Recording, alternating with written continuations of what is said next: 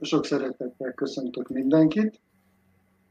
Aki esetleg nem ismer, Somlói Tibor vagyok, herpetológiával foglalkozom, gyakorlatilag 1975 óta, és ez még majdnem az ókor volt.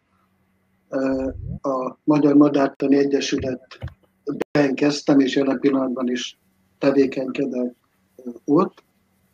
A jelenlegi főmunkám az a rákosi vipera védelme, de a keresztes viperával is foglalkozom. Nem csak itt, nem csak a Szatmárberegi tájvédelmi körzetben, hanem a Zemplénben is. Arra, mielőtt elkezdem az előadást, azt szeretném még elmondani, hogy akinek kérdése van, az utána tegye fel, vagy írásban, vagy jelentkezéssel. Köszönöm szépen, és akkor elvileg elindítjuk.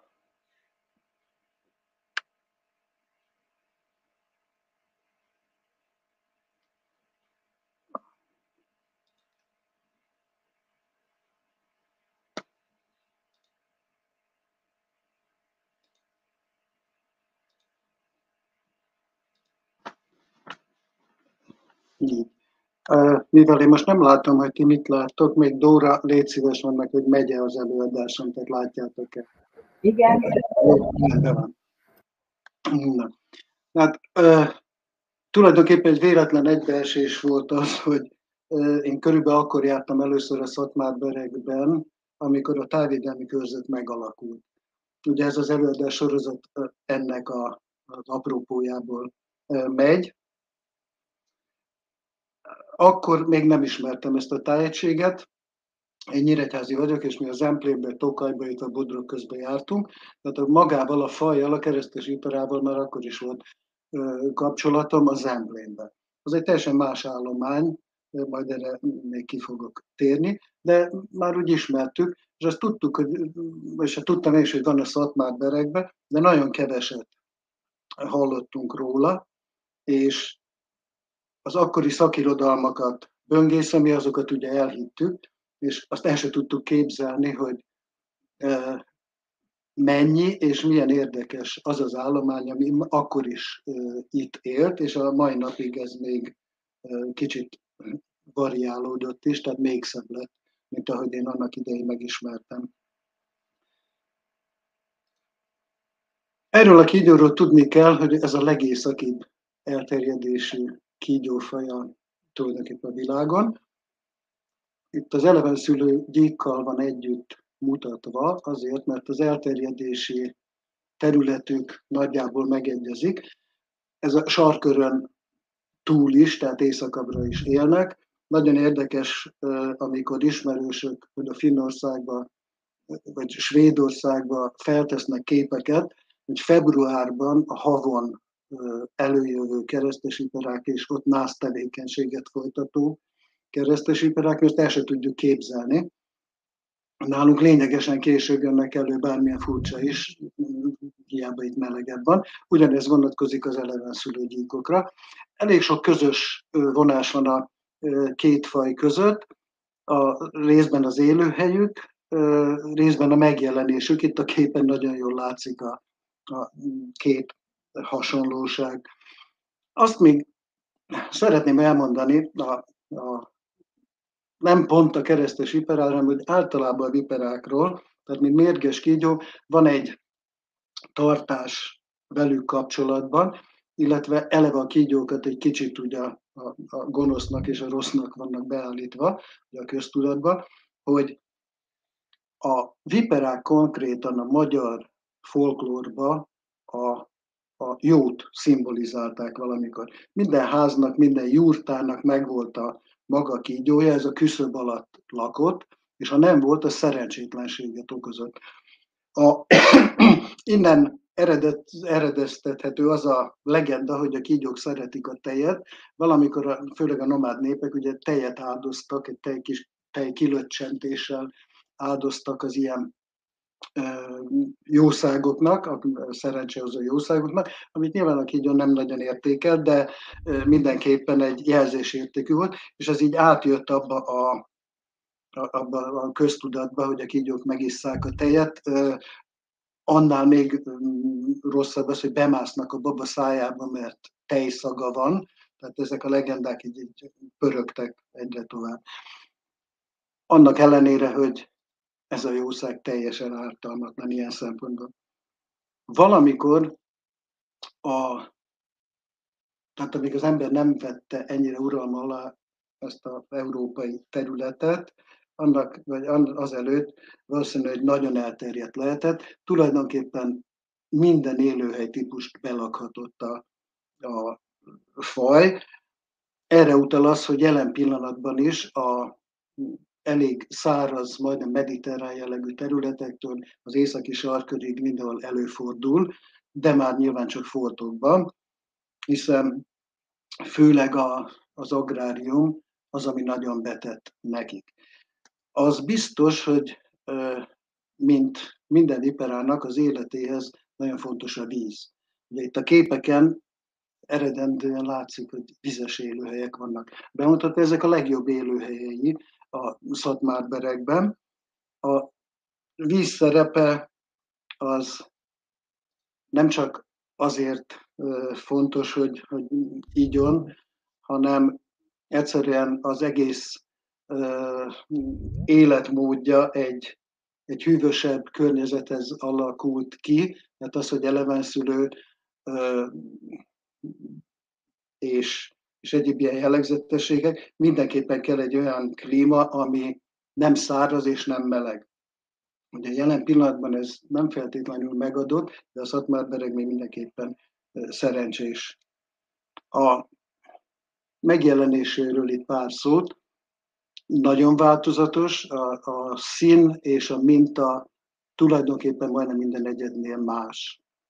Itt a nőstények és a hímek között van egy alapvető, tehát már messziről meg lehet őket határozni. A hímek mintája mindig fekete, a nőstényeké pedig barna. Hát, mert mindig az ivarérett egyedekre vonatkozik. A fiatalok azok általában még olyan ilyen teljesen semleges színűek, vagy a nőstényre emlékeztetnek. És vannak ugye teljesen fekete jószágok. A teljesen fekete állaton is látszik, hogy hím vagy nőstény. A hímekre jellemző, itt látható egy kékes minta, főleg amikor a nap rásüt és megcsillan rajta, akkor látszik, hogy ez tehát egy kékes árnyalata van. A nőstény esetén ez barna.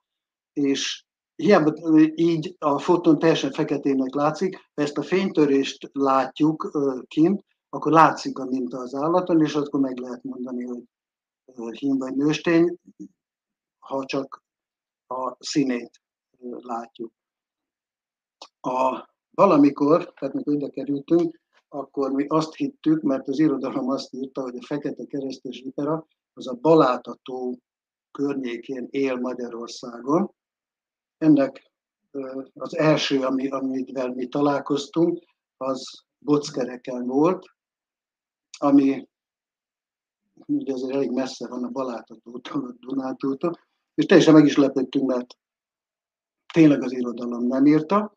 Aztán, amikor ezt komolyabban elkezdtük nézegetni, akkor kiderült, hogy érdekes, hogy annak ellenére, hogy sokan ismerték itt a viperát, már szakmailag is voltak róla anyagok, mégse volt leírva, hogy a szatmár-beregi állomány jelentős részénél a hímek szinte teljesen minden egyede fekete. Tehát például konkrétan Boczkereken hosszú évekig nem láttunk egyetlen normál színű hímet sem, csak feketét. A feketéknek van egy érdekessége, az, hogy nem mind ugyanúgy fekete. Vannak a teljesen fekete egyedek, ez egész életében ilyen gyönyörű bársony fekete. Vannak azok, akik feketén kezdik az életüket, és ahogy korosodnak, egy 3-4 év alatt lekopik róluk a minta. Vedlés után, ha hozzáérünk az állathoz, tulajdonképpen be is fogja a kezünket, tehát lehet dörzsölni róla, és ugye sok de utána, amikor már a bőr megkemészik, akkor már nem, de évek alatt lekopik róla, illetve van az a csoport, amelyik csak teleléskor fekete, ez tavasszal egy határozott bordó árnyalatot mutat. A célja ennek az, hogy, és ezek alapvetően a hímek. A célja az, hogy a hímek hamarabb jönnek elő, kiverekedik a helyet, illetve a szaporodás jogát, és ehhez ugye fontos az, hogy felmelegedjenek, és ez a fekete szín ez elősegíti. Most utána ez fölöslegessé válik, és így lekopik róla gyakorlatilag. Ez egy nagyon érdekes sajátosság. A általam azelőtt ismert Zempléni állományban ilyen nem volt, tehát ott még nem is látunk feketét. Ez itt jellemző, de a Dunántúli állomány, amit én ugye nem ismerek, de ismerősen igen, azt mondta, hogy ott is előfordul ez a folyamat. Illetve egy olyan állatot láttam feketét, aminek itt látható képen, hogy fehér a torka. Érdekes, hogy ez a fehér torok a keresztes viperának nem szokott fehér lenni, általában foltos, vagy sötét. Ez a rákosi viperára jellemző, de ez ott is van fekete, csak nagyon ritka, de ez egy keresztes vipera volt, az egy jelen pillanatban talán a legjobb szatmárberegi élőhelyen találtam, ilyet még nem láttam, de nagyon látványos a ország. Egy pár szó az életmódjáról, és itt rögtön vissza tudunk kanyarodni a vízre. Nagyon korán elő tudnak jönni, tehát akár februárban.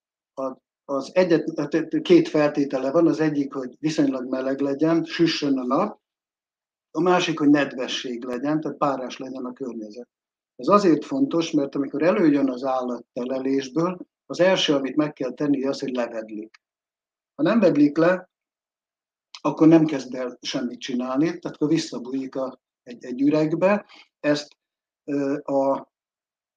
az utóbbi száraz években azért lehet tapasztalni, de a Szatmár-bereg viszonylag szerencsés, mert azért úgy vannak vizek. A Rákosi viperánál szoktuk látni, hogy a kiskunsági pusztákon, amik azért tudnak szárazak lenni, ha akarnak, hogy egyszerűen ott ül az üregbe, aminek van egy 50 vagy 60%-os páratartalma, és nem jön ki, mert ha kijönne, akkor gyakorlatilag rászáradna a bőre. A vedlés elmaradása az nagyon komoly problémát tud okozni a kígyóknak, egy is, de ha két vedlés nem tud megejteni, akkor abba bele is pusztulhat. Tehát valószínű, hogy mindenféle fertőzések, vagy megfullad, vagy akármi történik van. Tehát az első az, hogy levedlik, és amikor levedlet, akkor a hímek szoktak hamarabb előjönni, a hímek elkezdenek verekedni. Már látott ilyen táncot, ez tényleg hasonlít egy tánchoz, mert a hüllők általában viszonylag jámborul verekszenek. A cél az itt is, hogy a másik fejét lenyomja a talajra, tehát hogy az legyen lentebb. És az nyer, aki ugye magasabban van, az néha ilyen nagyon komoly forgásba átmenő művelet, de nem marják meg egymást, vagy nem akarják megölni egymást, hanem csak itt táncikálnak gyakorlatilag. Utána előjönnek a nőstények, és ők is levedlenek, és akkor megejtik a párzást, és csak utána kezdenek el táplálkozni. Akkor ugye egy nagyon komoly táplálkozási folyamat indul be a nyár elején, főleg a nőstényeknél, akik vemhesek lesznek. A hímek lényegesen kevesebbet esznek, és nyáron nem is mozognak már annyit. Ők akkor úgy nagyjából befejezték a tevékenységüket. Tényleg sokkal ritkábban lehet velük találkozni. A nőstények viszont nagyon sokat esznek, ugye a fő tápláléka az nálunk itt a rágcsáló, de megeszik a békákat és gyíkokat is. Nyár vége felé megszülnek a nőstények, ugye elevenszülő a jószág, megszülnek, és akkor még jön a kicsiknél egy kis táplálkozási szezon, és akkor elvonulnak téli álmot aludni, ami egy viszonylag a Szatmár-beregben általában nem tömeges, a Zemplénben vannak olyan helyek, ahol több száz egyed is össze tud jönni, főleg ilyen források. Síkvidéken ez nem jellemző, ott maximum egy kisebb csoport telel egyedül, vagy mi együtt, és ez a jelenség is inkább csak mostanában jelentkezett nálunk. Egyébként inkább egyedül teleltek, és úgy jöttek elő, akkor keresték meg egymást.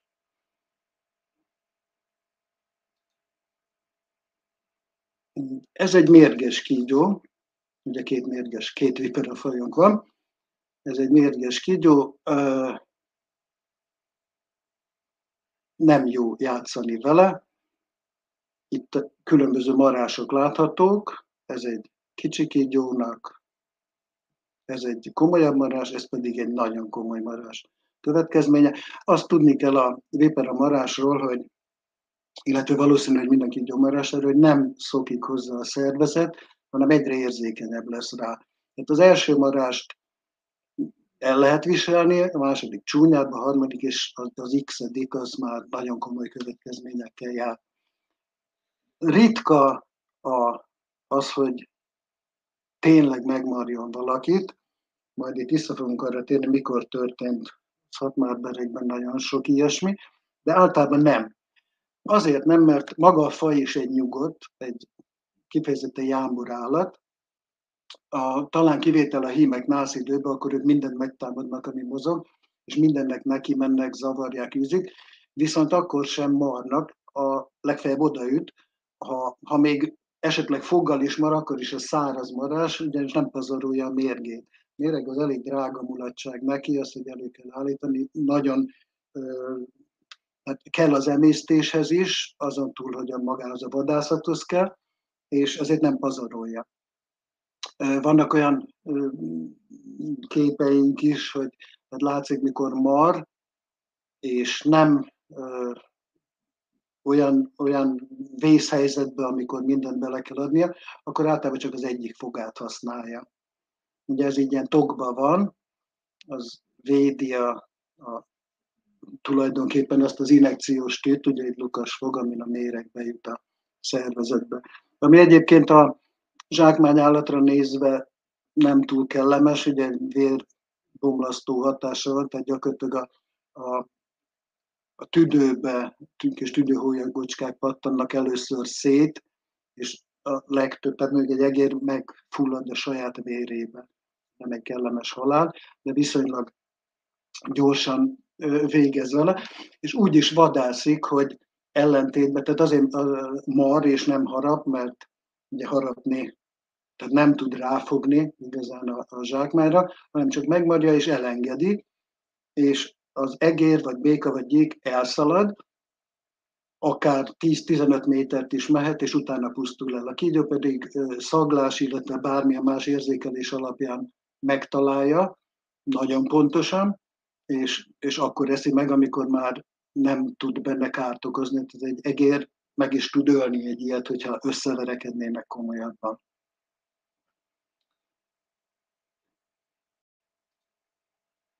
Hogyan találkozunk ezzel a jószággal a vadonba? Itt egy pár kép érdekes találkozásokról. Ugye itt látszik, hogy ha nem bántjuk, nem kezdjük el komolyabban piszkálni, akkor nagyon közelről le lehet fotózni, akár meg is lehet érinteni, olyan szinten, hogy ez egy nemzeti parkos kolléga, azt hiszem, aki kimentette a vízben úszó keresztes viperát, nem tudta, hogy mit ment ki, és szerencsére a kígyó ezt tolerálta, és nem bántotta. Nagyon nehéz egyébként észrevenni ezeket a jószágokat. Itt egy kis filmecske egyébként arról, hogy mennyire közel lehet menni hozzá. Hát itt a kamera az egy olyan 10 centire közelíti meg, és tulajdonképpen azt is hogy milyen iszonyú vadságot mutat, hogyha ott vagyunk mellette, mert nem reagál arra se, ha akár hozzáérünk. Persze ezt nem kell. Ezt tudni kell. Ugye a valóságban hogy találkozunk? A találkozást általában az ember úgy érti, hogy amikor észreveszi a kígyót. Általában nem veszük észre az esetek nagy többségében. Tehát aki nem keresi és nem állt rá a szeme, az biztos, hogy elmegy mellette. Ez egy nagyon feltűnő jószág, itt látható. Ez egy kicsit messzebbről. Ez az út túloldaláról fotózva ugyanaz a jószág. És ugye itt is itt van, ezeket olyan 3-4 méterről észrevenni gyakorlatilag lehetetlenség. Egyébként a mintájuk is erre szolgál. Az ilyen féltakarásban, különösen az árnyékok esnek rá, nagyon szereti azt a helyet, ahol árnyék esik rá, tehát ott napozni, ugyanis ugye a növények árnyéka az általában mozog. Azzal a mozgással, ami a kígyó testén látható, és ez a minta teljesen eltünteti az emberi szem elől, akármennyire feltűnő is maga az állat, ha kitennénk egy placra, amikor ott van a bokor alatt, vagy a fűben, akkor szinte láthatatlan. Nem véletlen az, hogy a legtöbbet akkor látjuk, amikor tavasszal előjönnek, és akkor teljes egészébe kifekszenek, hogy be tudják indítani a szervezetüket.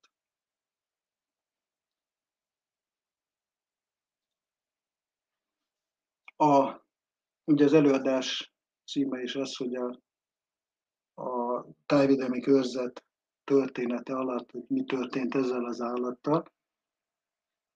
Itt a 80-as évek az, amikor 84-ben kerültünk ide, és akkor kezdtünk el komolyabban foglalkozni ezzel az állománnyal.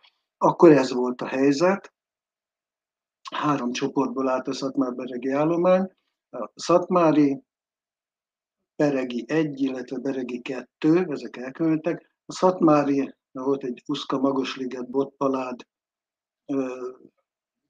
tömb, ahol egy klasszikus keresztes vipera, tehát az alap minta, az alapszín méretben is valószínű, hogy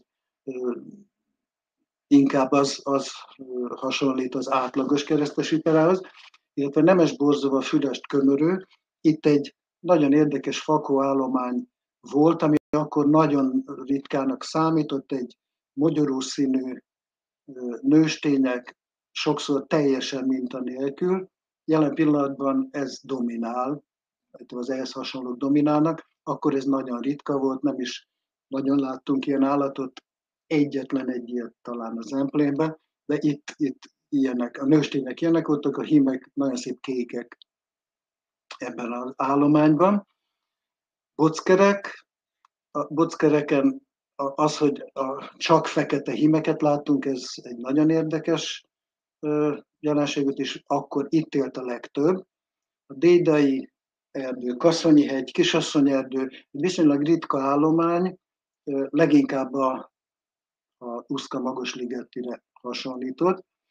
Tarpa, Tébés, Nagyerdő, az egy kicsit a bockerekre hajazott, valószínűleg nyilván a közelség is, tehát hogy elég sok volt a fekete hím, viszont itt a fekete nőstények is jellemzőek voltak.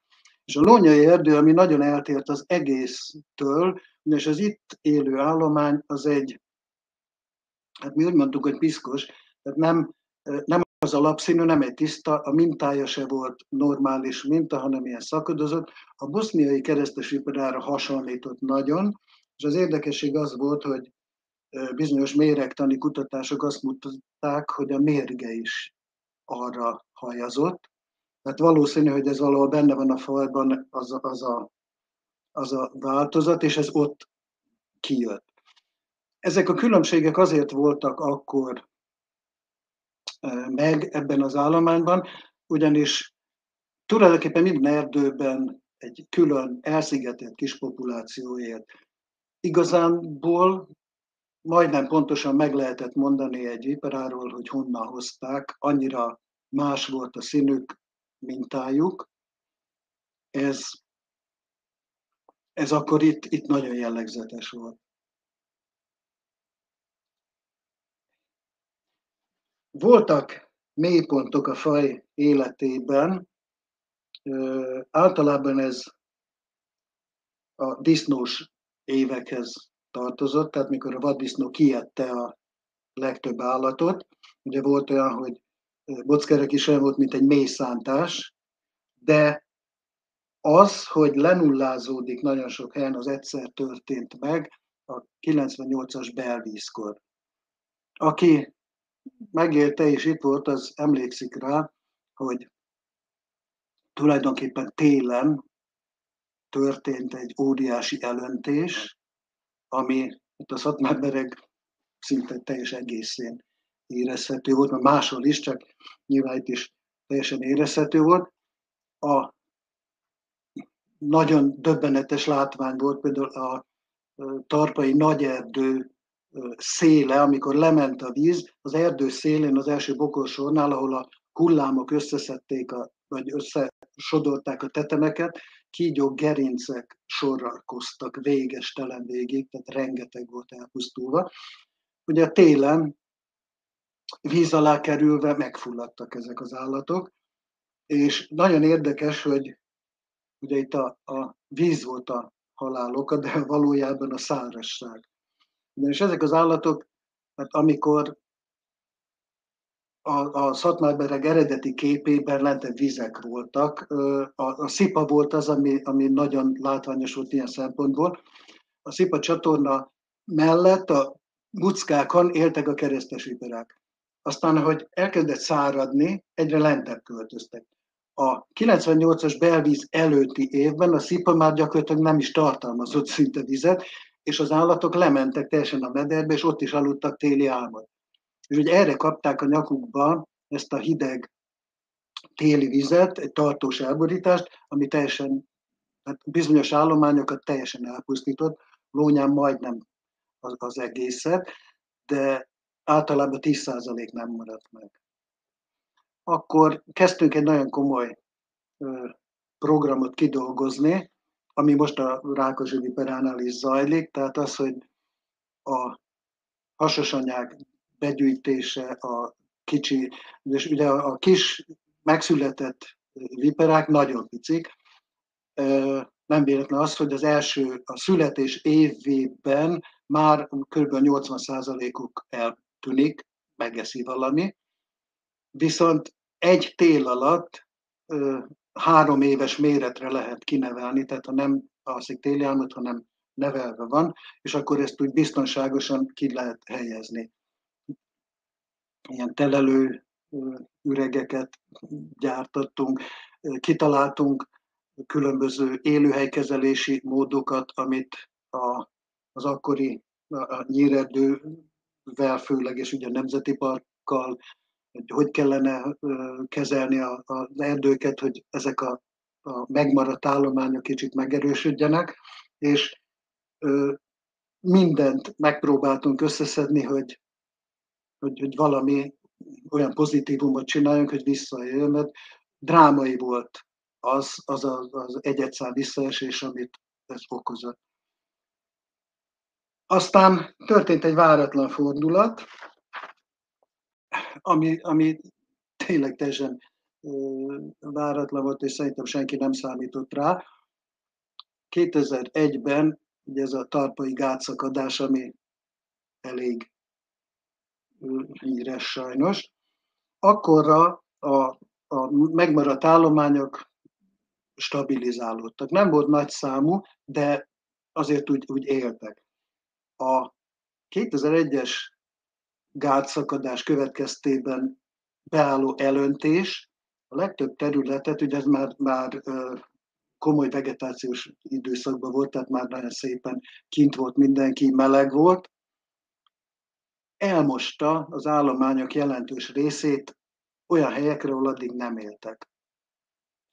Ehhez jött az, hogy a felhagyott állattartás következtében cserjésedés volt tapasztalható elég sok legelőn, és ezek a cserjészónák nagyon jók a viperának, ezért az a helyzet állt elő, hogy egy ilyen áradás következtében a faj szétszóródott, és elkezdett szaporodni új élőhelyeken. És nem csak, hogy gyakorlatilag évek alatt helyreállt az állomány, hanem jelentősen megnőtt az előfordulási hely, és egy pár év alatt ennek olyan hatása lett, hogy az összemosódott, valószínű, hogy itt volt egy kis vérvonalbeli keveredés is, és ez olyan jótékonyan hatott a fajra, hogy gyakorlatilag mára mindenhol él. Most, ha kutatnánk, azt kellene kutatni, hogy vajon hol nem él keresztes vipera. Most, tehát a lakott településektől kezdve a nagy erdők, a nagy rétek mindenhol előkerül.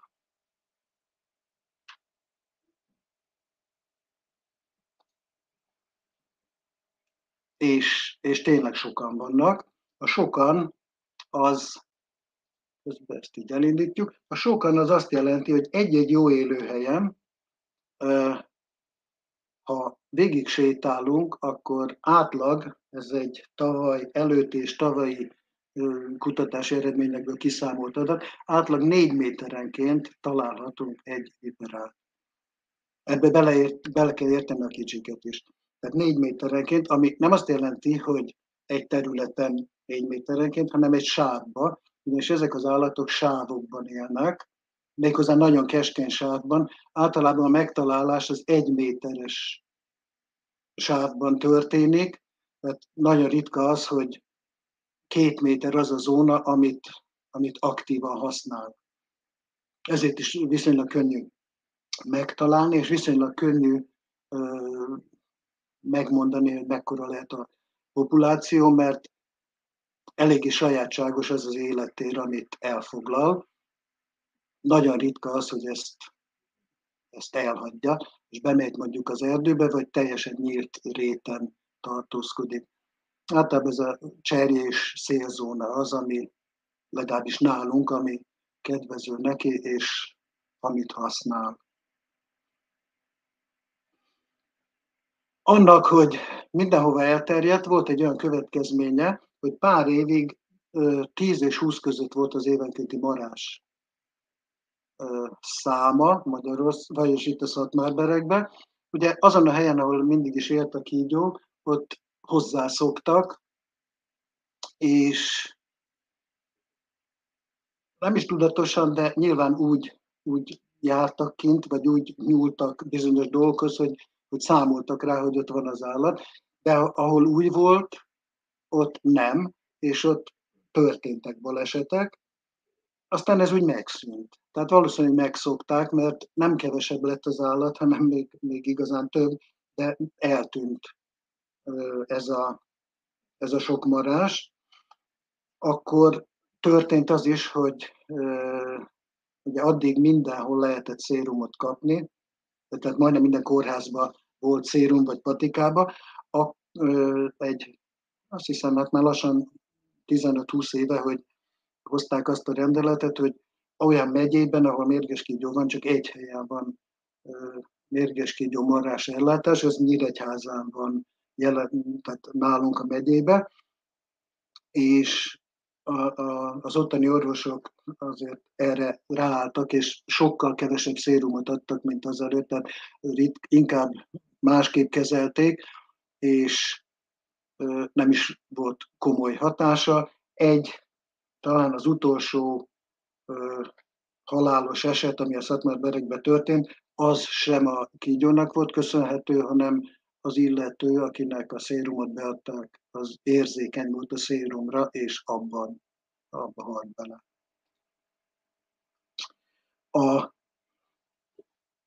Amikor azt vizsgáltuk, hogy mi lehetett az, ami miatt ilyen sikeres lett a kígyó, tulajdonképpen nem tudjuk, csak az életmódváltásnak bizonyos momentumait fedeztük fel.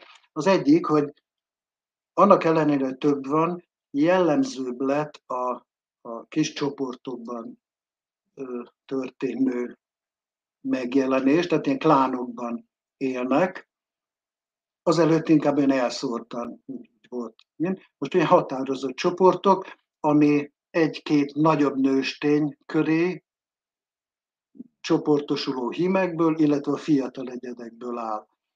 A klánokra jellemző az is, hogy főleg a nagy nőstényeknek a színvilága az uralkodóvá válik értelemszerűen, és az életmódváltásban ez hát nagyon nehéz volt itt a képen érzékeltetni, hogy ha azelőtt itt ült a kígyó, akkor átment ide. Ez ne így, hogy jobbra ment, hanem annyival bentebb ment.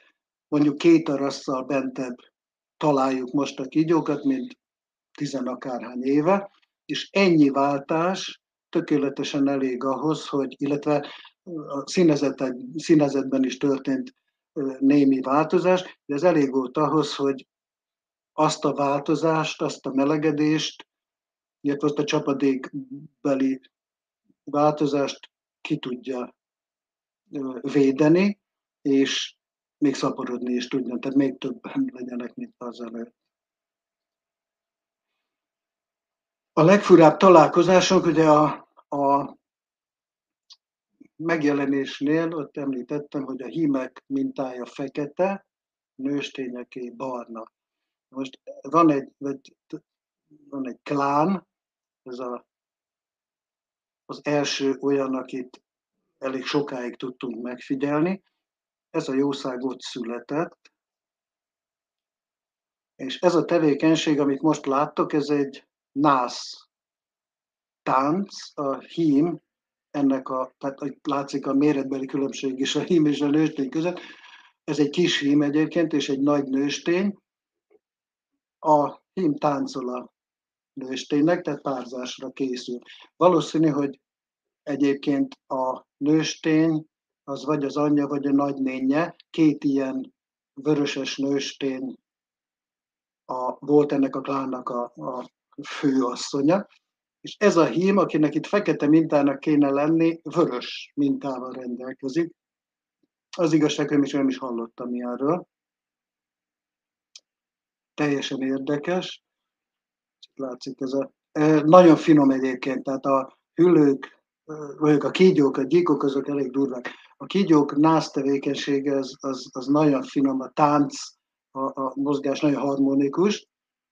Néha van az, hogy ha a nőstény nem nagyon akar még, akkor megmarják. Ez a marás arra szolgál, hogy kicsit lelassítsa. Igazán nem láttuk, hogy komolyabban lelassítana, de a hímek használják, tehát többször is megmarják a nőstényt. Itt nincs láthatóan erre szükség, tehát csak szagolgatja, és ez a finom rezgéssel próbálja rávenni a nászra.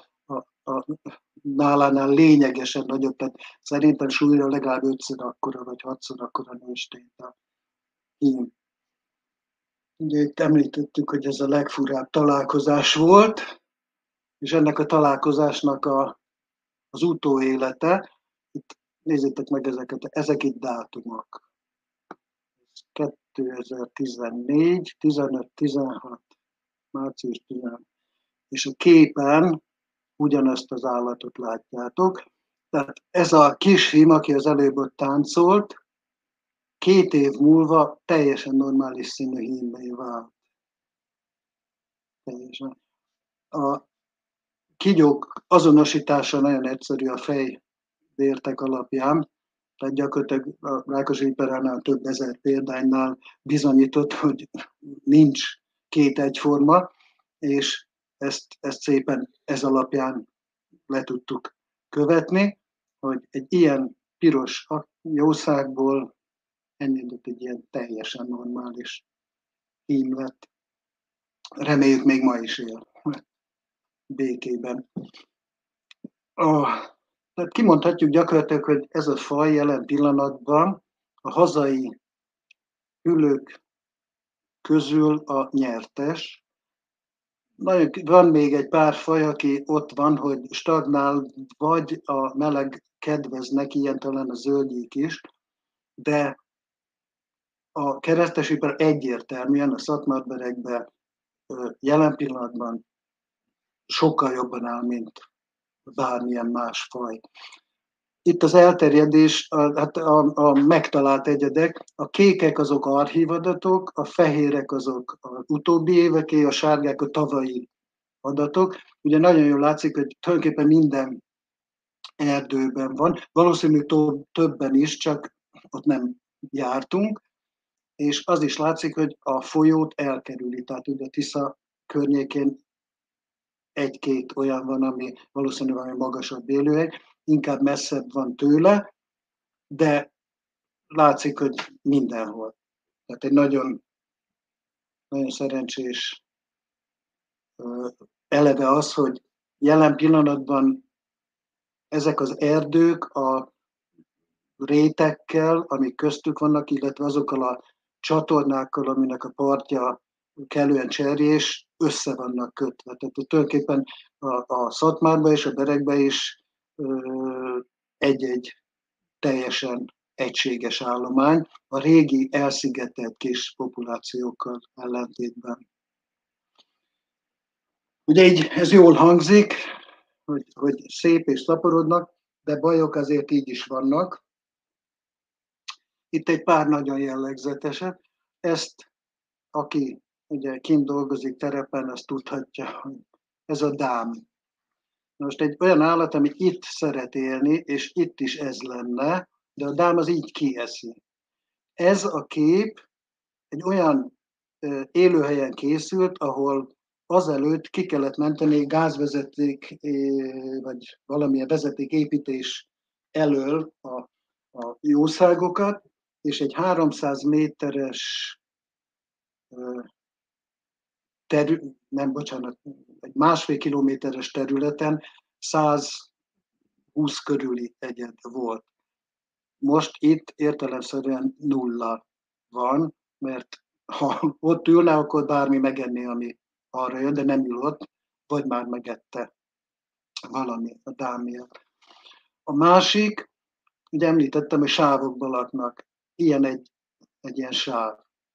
Na most ez itt egy ilyen gyepes valami volt, most be lett szántva, ami ezt még annyira nem bántja, csak akkor, ha mondjuk ide kukoricát raknak. Akkor ez itt már, mint élőhely meg fog szűnni, és jelen pillanatban ez a sáv, akármilyen, most így ránézésre ez egy ilyen kis semmiség, jelen pillanatban az egyik legjobb populációt tartja el ez a sáv. Tavaly még ez nem volt ilyen, hogy volt akkor is olyan rész, ami be volt szántva, de most nagyon komolyan beszántották. A legfontosabb pedig ugye a víz, az, hogy legyen mindig legalább valamennyi a környéken, hogy tudjanak inni, hogy esetleg bele tudjon menni, hogyha nagyon muszáj egy vedléshez. Nagyon komoly erőfeszítés, az biztos, de a Szatmár-Bereg tulajdonképpen szerencsés helyzetben van, mert annyi folyónk van, hogy bőven el lehetne árasztani az egészet, és csak reménykedni tudunk, hogy ez meg is fog történni. Tehát, hogy feltöltik az üres medreket, illetve azokat az erdőket, amik még tudom, a 90-es években nagyrészt víz alatt álltak, mert bockerekben rengeteg volt, ugye a nemes borzovai lápokról nem beszélve, amik most gyakorlatilag üresek, és több méter víz hiányzik a talajból is. Nagyon szerencsés lenne, hogyha legalább egy részükbe kerülne úgy víz, hogy remek élőhelyet biztosítson ennek a fajnak, amire nagyon szüksége van. Hát ugye itt a víz, ez egy olyan élőhely,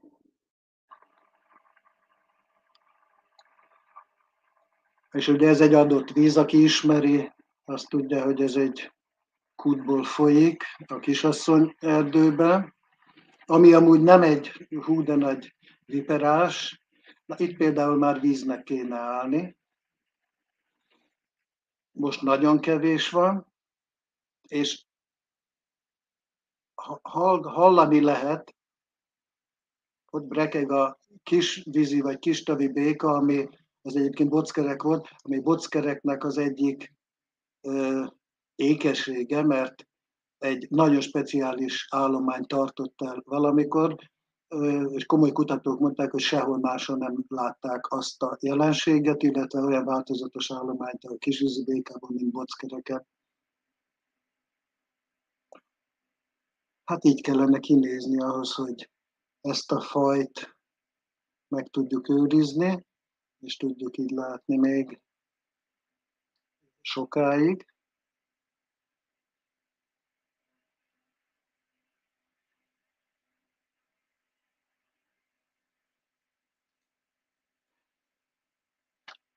Köszönöm szépen a figyelmet, remélem, hogy tudtam mondani olyat, ami érdekes. Annyit még hozzáteszek, hogy ugye én nem itt születtem, nem is itt nőttem fel ezen a táján, viszont amikor ide kerültünk, teljesen belezúgtunk ebbe a szatmárberegi vidékbe.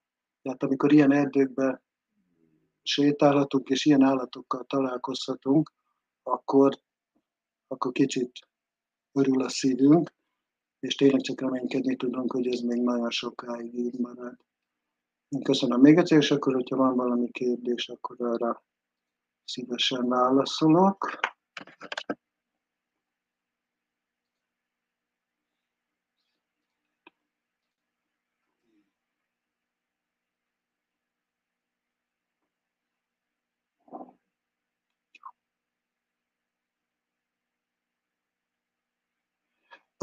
Igen, ez egy jó kérdés. Ugye mi azt mondjuk, hogy a Zempléni meg a Szatmárberegi állomány, holott ez valahol összeér, csak a határainkon túl.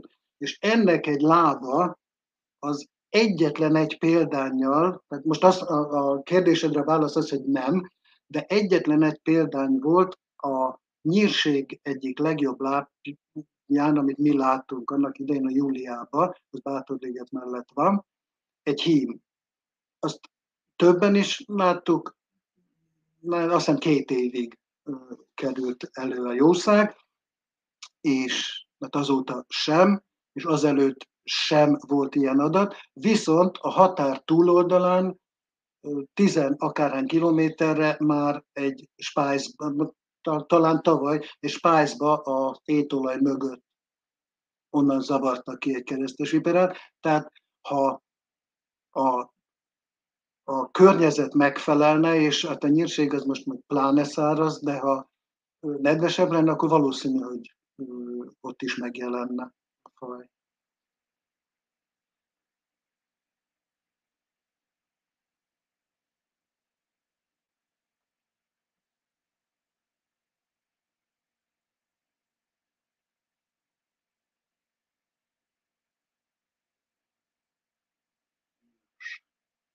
Hát, ha nincs több kérdés,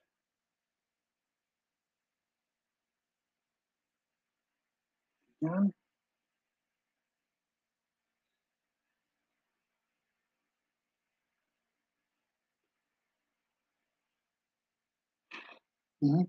Nem. Teljesen hát van beteget nem látunk, olyat inkább fizikai sérülések vannak, amik legtöbbször vagy annak köszönhető, hogy nincs legelő állat, és gépekkel kell kaszáltatni, és az tud darálni csúnyán, de olyat még nem láttunk, ami úgy komolyabban beteg lett volna. Egyszer volt olyan, akinek vedlési problémája volt, de az olyan évben, amikor nagyon szárazság volt, és az majdnem, hogy természetes, akkor sajnos. De az nem betegség, az egy fizikai probléma.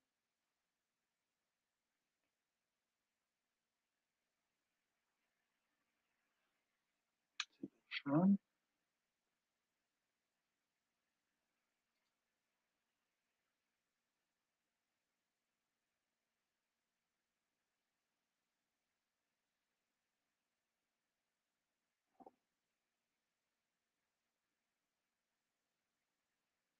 Hát sajnos, tehát a Down probléma az nem csak a keresztes viperát érinti, szerintem az mindenkit. Egyszerűen nem, tehát nem értjük. Tehát az, amikor például konkrétan Bockkereken tavaly, tavaly volt víz, sok, és ugye a dám nem nagyon bírja a vizet, tetemek feküdtek szanaszét, annyi dám van, hogy gyakorlatilag majdnem kézzel foghatod. Rengeteg. Nem, majd sakár lövik, mert az zavarja a dámot. Tehát ott van, az erdészeknek kárt csinál, mert tényleg hát az a kép az magáért beszél. Tehát ott az nyilván, hogy a fákat is ugyanúgy jó, hogy a fiatal telepítéseket körbe veszik kerítéssel. Ez az egyetlen egyébként, ami segít a keresztes operának is, mert ugye bennem tud enni a dám, és ott úgy meg tudnak maradni egy pár évig, de amikor oda nő a fa, hogy már árnyékol komolyabban, akkor el kell, hogy jöjjenek onnan, hát, akkor már az neki nem alkalmas, akkor egy vacak helyre fog kerülni. Nem szoktak komolyabb partnerek lenni sajnos vadászatban.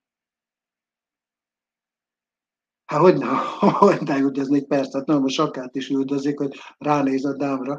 A farkast meg nyilván, hogy talán még jobban, de tényleg nem tudunk vele mit kezdeni.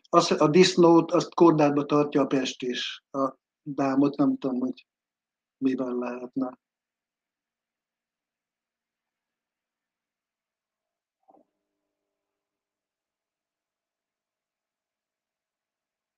Igen, azt hinné az ember, de nem így van, és a Rákosai Pera telepen volt olyan, az ottani, aki vezette a telepet régen, hogy igen sok marás érte, és tehát Rákosai Pera marása az tényleg nem olyan komoly, mint a keresztesé, de mondták neki, hogy ugye a 10. táján, hogy már a következő egy-kettő már halálos lehet. Vagy le kell vágni a ujját, kezét, ilyesmit. Tehát egyszerűen érzékeny lesz. Tehát olyan, mintha allergiás lenne rá, egy allergiás tünetet kiváltani.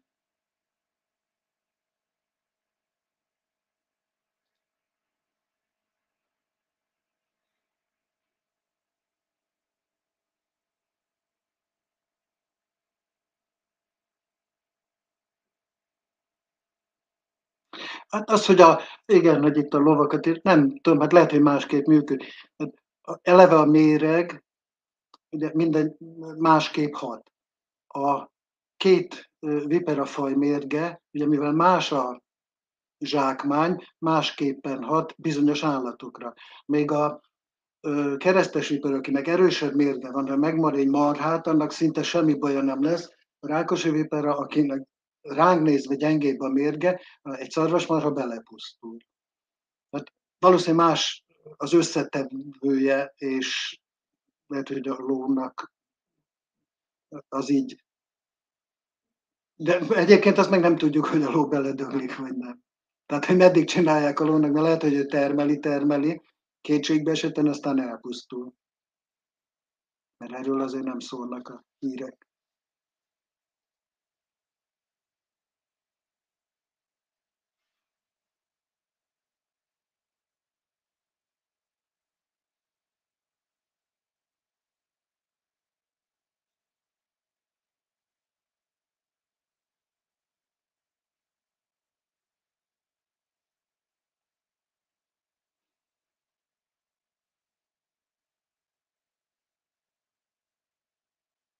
Nos, hát úgy látom, hogyha nincs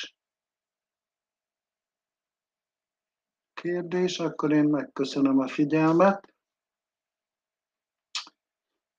és remélem, hogy némi érdekességet tudtam mondani. Szép napot nektek!